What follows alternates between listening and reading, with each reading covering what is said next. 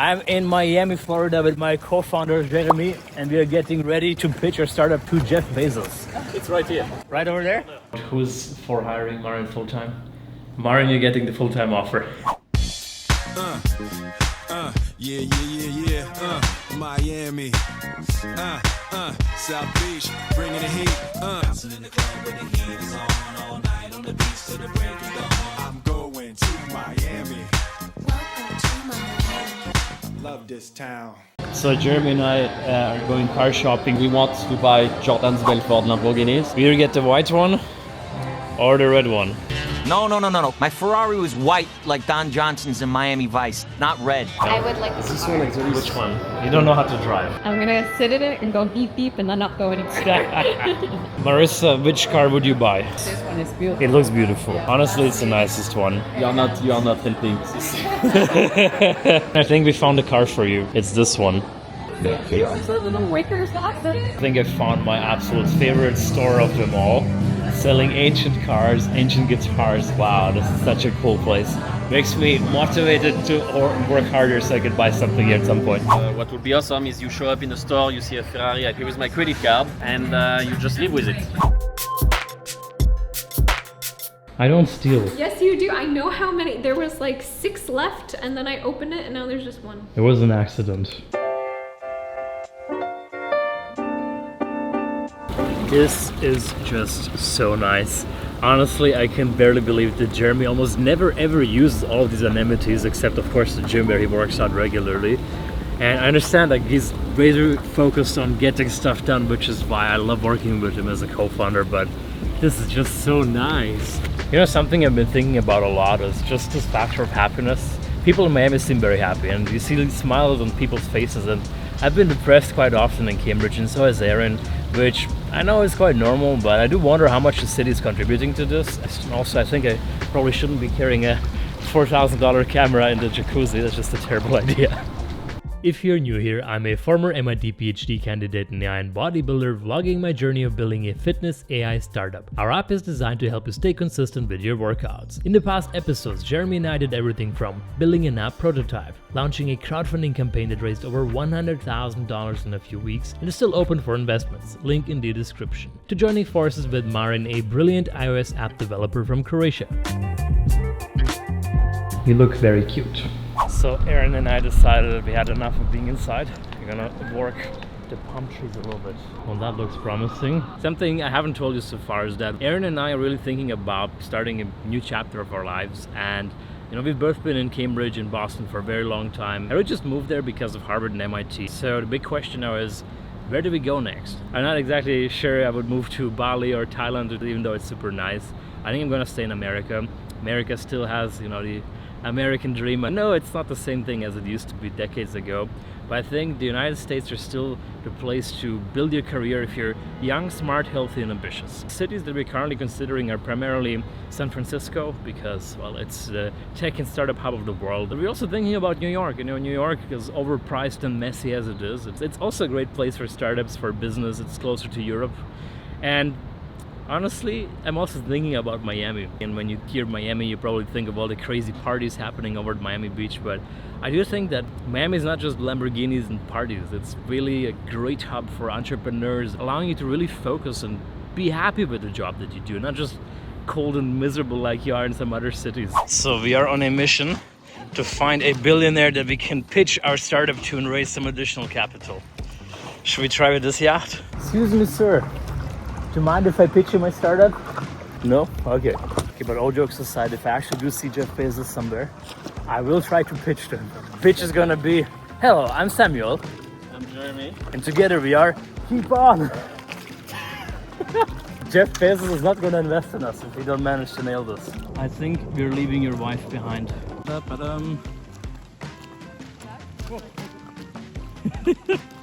We caught that on camera. These are always the fun moments when you have a boat coming right at you. Well, we know for sure it's not Jeff Bezos because this boat is way too small. Woo. This house might make you think that you're at Lake Como. Everything's very classy and beautiful, but then they remind you, you're still in Miami, bitch. You see this mega mansion? There's a bunch of chickens just running around. They really solved their egg shortage.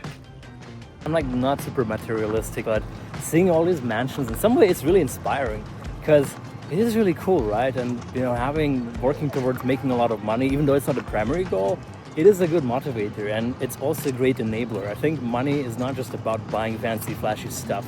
It's about being able to do what you want, including a lot of good things, right? Ah! We caught him!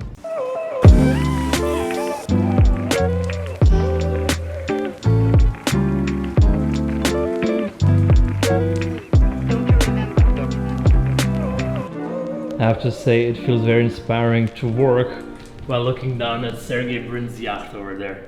Ladies and gentlemen, I present to you my co-founder, Jérémie. Well, nice meeting everyone. Who are you? Frenchman living in Miami. You're French? I couldn't tell by the accent. I know, this is the first thing that people say.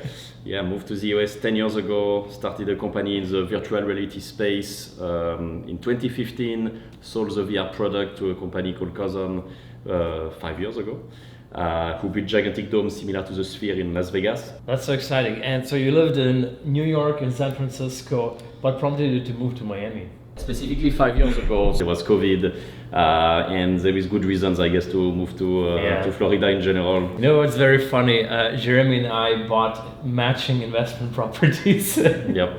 We literally have the same house, mine is pink, yours is blue. So the plan for today, we wanted to do a few things. We wanted to discuss making Marin a full-time offer because he's been working part-time with us, but at this point I think it's time to really speed things up. So we want to do that. We want to talk about making the app more interesting because we got some feedback from users that while the app is useful and they like checking in, it's kind of always the same. You kind of keep getting pictures of gym equipment. Obviously, that's what we kind of designed the app for. So Jérémie and I want to come up with something that is going to make the app more interesting to watch. Yeah, and we have thousands of features that we could build, but the idea is to figure it out what needs to be prioritized based on what we think will make sense, but also because we already have users into the app.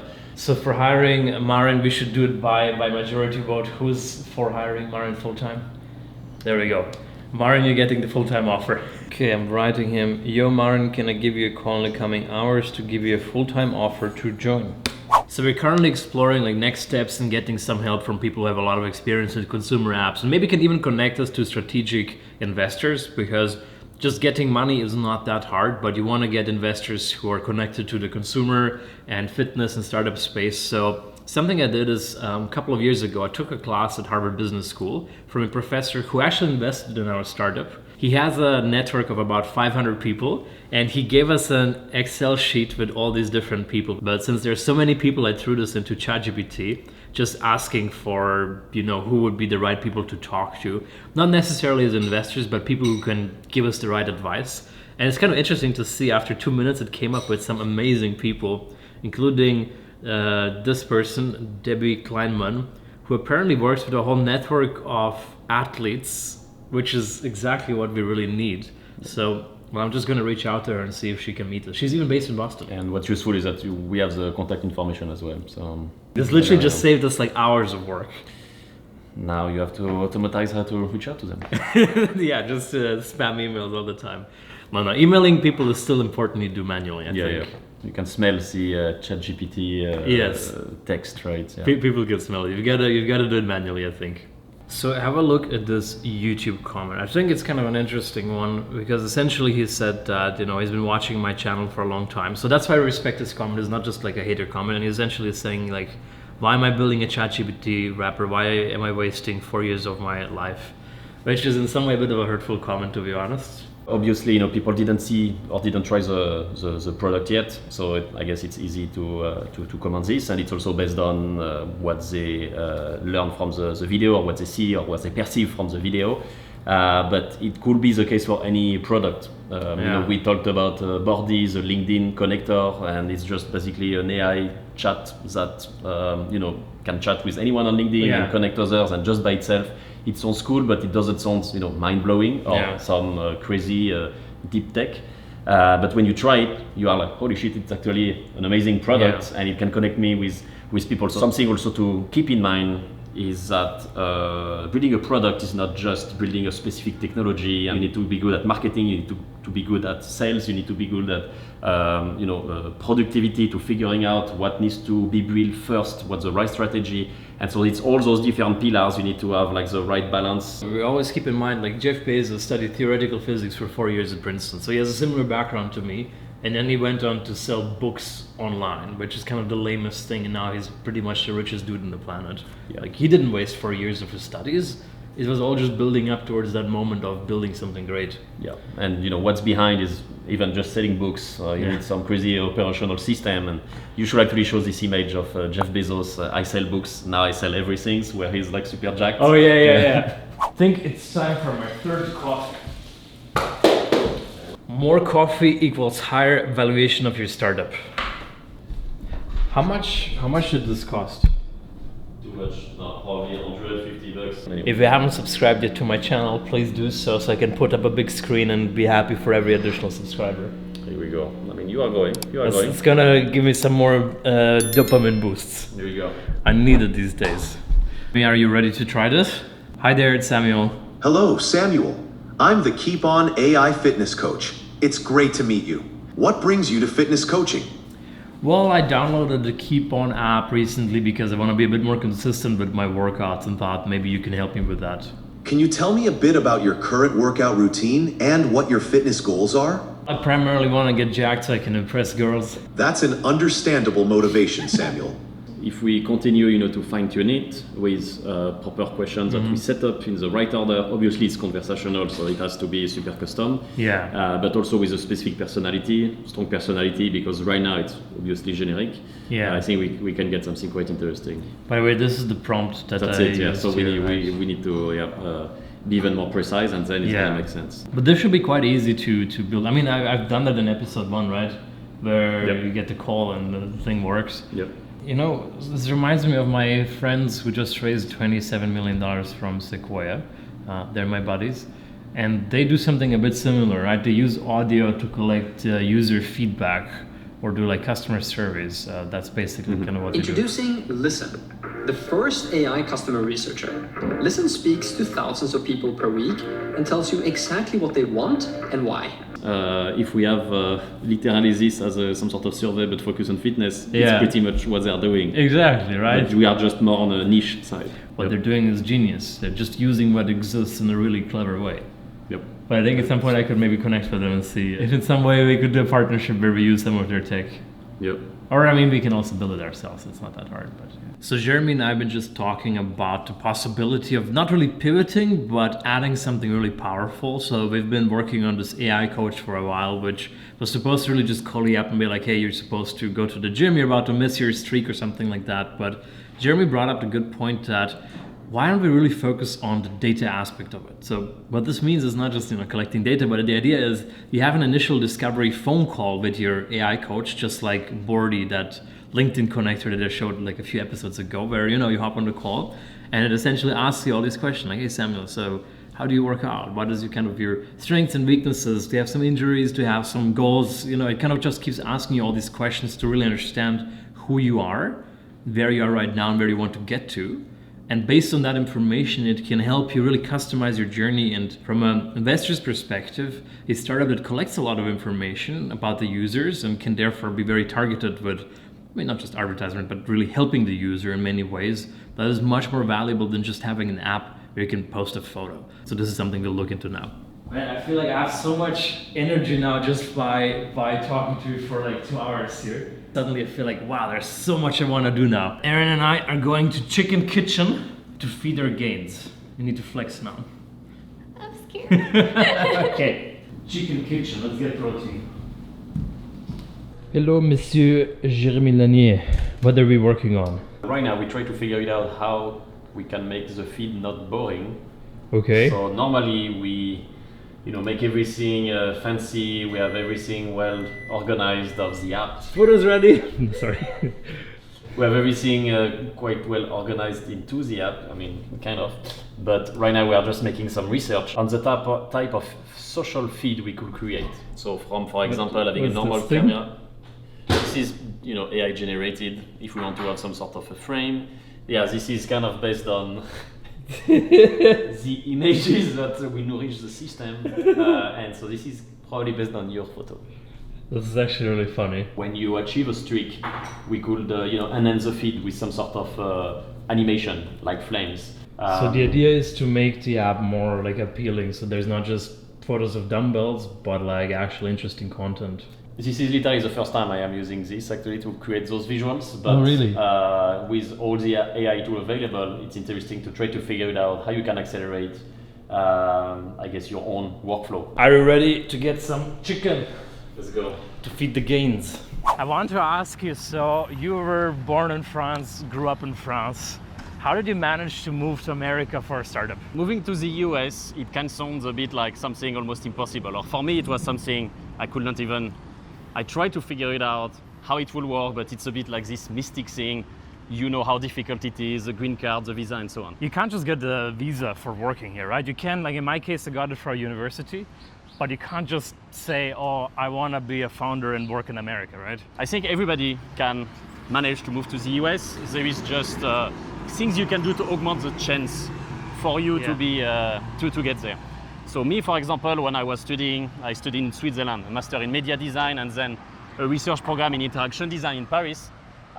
During this time, I applied also to all the design competition I could find. Those help to kind of create some sort of legitimacy, even if you are still a student, to get a visa. Because more tangible proof you have for the government, more they are going to be, okay, we want this person to be in our territory and create value. So to summarize it, if you can do like a degree in America, it's probably the easiest way because you automatically get the right to work here for a few years, like in my case.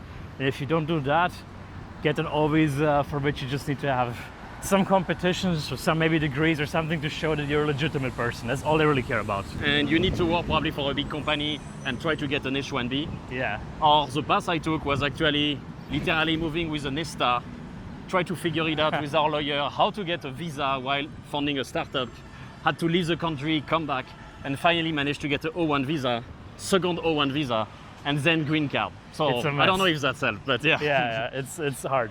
I think this is the chicken kitchen. There's one that's called Asian Chop Chop. That looks good.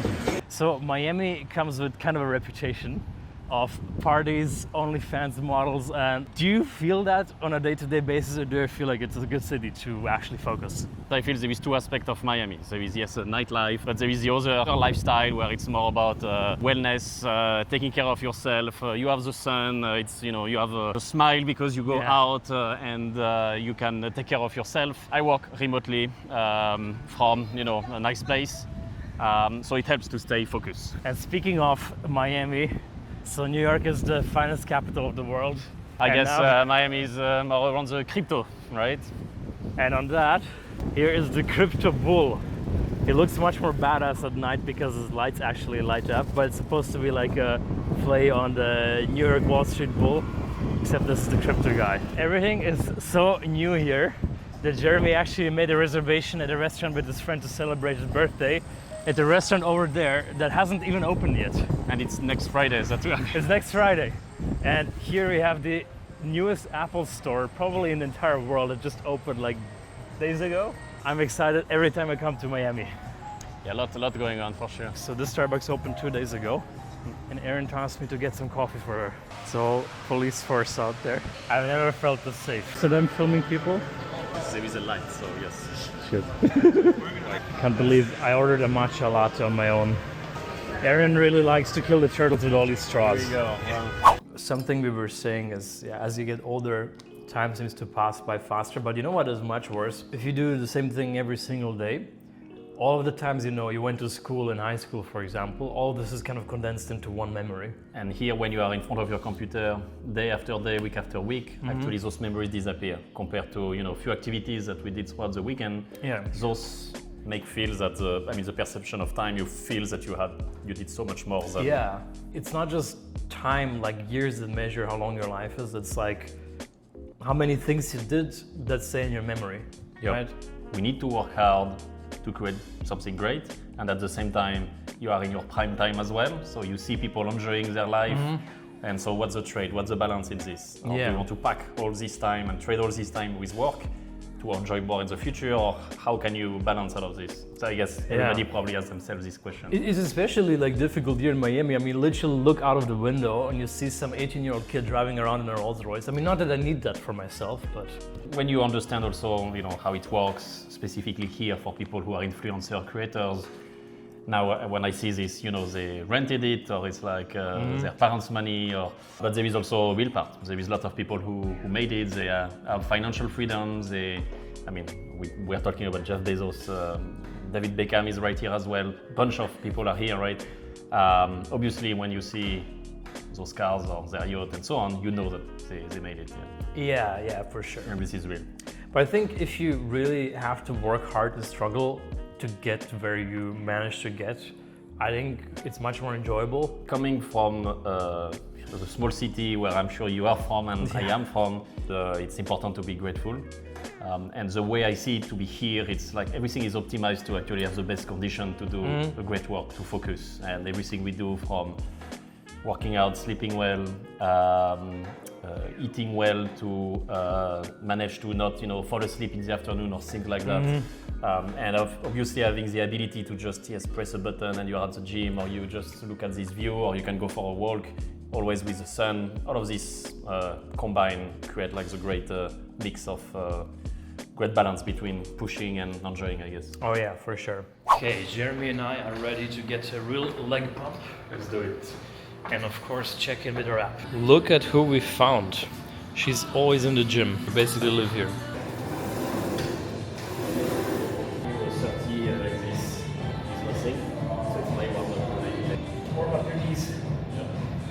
It's embarrassing. I can't even count to 30 in French anymore. I had my knee crack. Easy. Will show us how it's done.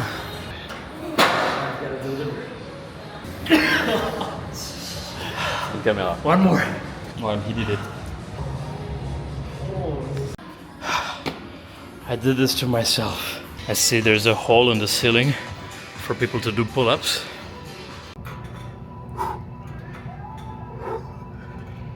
Something people would assume is that the biggest source of insecurity for men is having a small, down there. But in reality, the biggest source of insecurity is having small calves. Like, I refused to wear shorts until they got a little bit bigger, but honestly, it's still an embarrassment. Except Asian dudes. Somehow Asian dudes always have great calves. It's incredible. Leg day is done. 20 minutes of steam room, sauna, everything. Wow, that felt really good, to be honest, but I feel destroyed. And whoa, what's going on down there? I don't know if you can see that. There's like a whole crowd storming into the stadium. Always something happening in Miami, I guess. I could really never get used to this view. This is just spectacular and beautiful. Chaps, it's our last day here in Miami. What an amazing time for today. We have a few things planned, including reaching out, networking with a few more people, as well as hopping on a call to finally make Marin a full-time offer. Something very exciting that came up just yesterday is Y Combinator posted about a startup called Hybrid, building like an app for hybrid athletes, as the name explains. And coincidentally, the two co-founders, Ben and Mats, happen to live right next to me in Cambridge, so I'm actually gonna grab coffee with them on Friday morning. That's really the benefit of living in a city with a lot of founders. You just get to meet them, ask them questions. I'm really curious what they have to say about the space. So I'm about to meet Marin to make him an offer to join us full-time. Hopefully that meeting goes well. Hi Marin. Hey, what's up? How are you doing? Quite good. You? Да иде добро. Taman sam sad kod Jérémija u Miamiju. Baš je lijepo ovdje. Ajde, super malo zajedničkog rada. The same room. Hello, Marin, how are you? Yeah, nice to see you together. Yeah. Oh yeah. And we are gonna take photo also this afternoon Yes. to a photo where we are together. Now we'll have to figure out a way to get the three of us together in one room. AI is the answer. Yes. Yeah, we'll have the first pick-up allocation. Exactly. But you know what? We came up with some interesting directions for what we could do. But we were thinking a lot, like, how can we also present this to investors as something more interesting? VC want to feel there is some sort of heavy weight behind the app. They want to feel it's $1 billion app to invest in it. They want to think they can have their 100x return on investment. The real value is all the information that this AI has about everybody. And you have much more information when you talk to someone rather than answering some sort of survey or even an onboarding, right? Here, when it's conversational, I'm sure we can get a lot of great information. It's a massive benefit for the user as well, because obviously everything is going to be super personalized. The coach is going to be able to give tips, motivate you, and be able to gather actually even the memories of weeks, months, and years, some things that even a real coach probably is not going to remember. So each user, when they sign up to the app, they would have like a intro call with their AI coach, just like with Bordy, which then the great thing for the user is they can get like personalized coaching based on all this information. You know, we still do the same thing as we do now, but we emphasize to investors more this kind of AI-driven personal coaching based on all the data kind of approach, which is technically the same thing, but if you pitch it from that angle, it's actually, you know, has much more potential, and it's not just limited to consumers only. This could also be sold like as a B2B2C, you know, to gyms, to all sorts of organizations that work with athletes, that it can personalize their coaching to their athletes. So now it's on me to create the first prototype for that. Vidimo se, Marin, pozdrav. So this went really well. Mm-hmm. I think Marin is excited. Awesome. Well, yeah. Okay, well. Jérémie and I getting ready for a photo shoot. So which one is the inspiration? What are we going for? Can we do as good as this? I'm not sure. They have a nice background. I like the one on the sofa. The one to show us? This one, I guess? That would be a great founder's photo. Next to each other. No homo though. Only great ideas. So I need to lay down like this. Do I come with like a douchebag with a golden chain? Maybe I can Photoshop Arnold's Encyclopedia of Bodybuilding onto this book. Should we look serious or laugh? Serious. Oh, I was smiling the whole time. Oh shit, yeah, no. Okay, let's do where we smile and where we don't. But legs crossed is kind of gay. I prefer the, where is it, man spreading. Okay, chaps, while I'm eating my protein sneaker, we're gonna have Jérémie explain some smart stuff about product design. What we are focusing on, obviously, is to create an experience that's engaging and that make people come back every day. And there is actually a framework that came up like 15 years ago called the Octalysis. So that's what we basically created here. The way it works is to basically make sure that there is those 8 components that are part of your experience to engage the user. And so there is kind of 4 main categories. There is here what's called the white hat. So the white hat is what is your the meaning of the app. You want something, what's the mission, what's the vision of the app. In our case, we want people to go to the gym, to get fit, and so on. On the other side, there is what's called the black hat. That's all the frictions that your app will have, or the difficulties, the challenges. And in between, you have what's intrinsic motivation, and on the other side, extrinsic motivation. You want to have all of those. So what does that mean? Intrinsic motivation is the fact that you are going to the gym, you are going to open the app, you are going to interact with people. So that's in the moment. Extrinsic, it's everything related to reward system, badges, point, and so on. But if you only have reward system, badges, and so on, the app is not going to be that interesting. So that's why you want to have this loop right here, and this is just few features, still working on it, but it's kind of the blueprint on how to create consumer apps, or at least gamified experiences.